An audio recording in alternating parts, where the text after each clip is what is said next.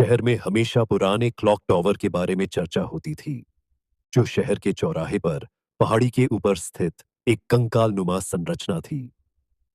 ऐसा कहा जाता है कि यह अमेलिया नाम की एक युवती के भूत से प्रेतबाधित है, जो दशकों पहले एक तूफानी रात में इसकी ऊंचाइयों से गिर गई थी।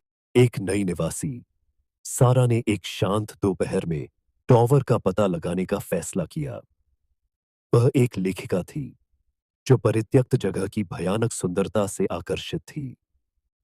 जैसे ही वह चरमराती लकड़ी की सीढ़ियों पर चढ़ी, टॉवर में एक ठंडी हवा बही और एक भूली हुई पियानो की धुन की तरह एक धुन की धीमी आवाज हवा में गूंज उठी। सारा ने इसे हवा की एक अजीब चाल के रूप में खारिज कर दिया, लेकिन जैसे ही वह शीर्ष पर पहुंची, उसने टूटी हुई घड़ी के चेहरे के चारों ओर एक धुंधली धुंध को घूमते हुए देखा। अचानक धुंध से एक आकृति प्रकट हुई। एक महिला एक लंबे बहते हुए गाउन में। उसका चेहरा छाया से छिपा हुआ था। सारा जम गई। उसका दिल उसकी छाती में धड़क रहा था। वह आकृति, अमेलिया, बाहर की ओर हाथ बढ़ाती हुई प्रतीत हो रही थी। उसकी दुहक भरी आंखें सारा पर टिकी हुई थीं। सारा कैप्टन। अगले कुछ हफ्तों में सारा टॉवर पर वापस लौटी, अमेलिया के दुखद पतन के बारे में पुरानी तस्वीरें और अखबार की कतरने लेकर।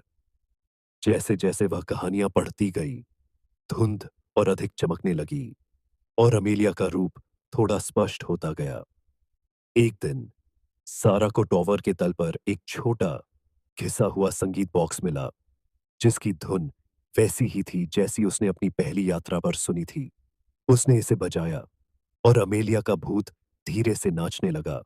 उजाड़ टॉवर में शांति का एक क्षणभंगुर क्षण।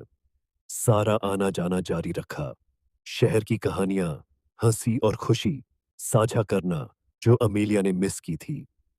धीरे धीरे भूतिया उपस्थिति फीकी पड़ने लगी और उसकी जगह एक शांत शांति ने ले ली।